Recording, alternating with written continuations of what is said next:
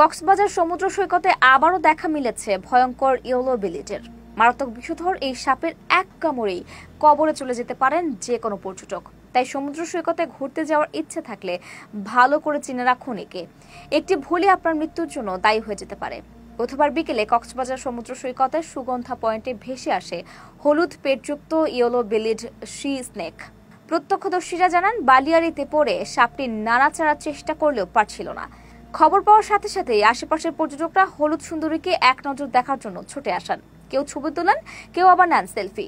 Yellow বেলিডকে নিয়ে তাদের যেন কৌতূহলের শেষ নেই।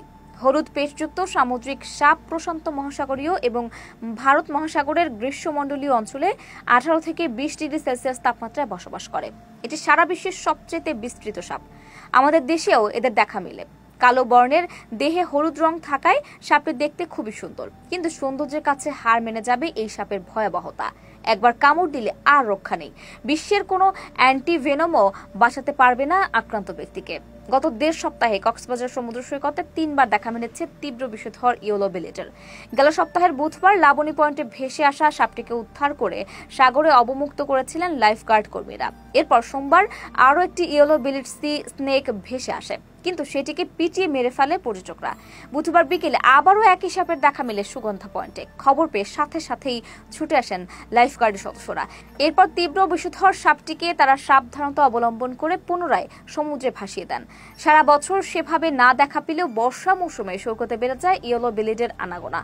অসুস্থ হয়ে বা ঢেউয়ের সাথে ভাসতে ভাসতে চলে আসে তীরে। তাই বর্ষায় সাপটিকে নিয়ে পর্যটকদের আরো বেশি সতর্ক হওয়ার পরামর্শ দিয়েছেন সংশ্লিষ্টরা। জেলা প্রশাসনের পক্ষ থেকে এ ব্যাপারে উদ্যোগ নেওয়া হবে বলে জানিয়েছেন জেলা ম্যাজিস্ট্রেট।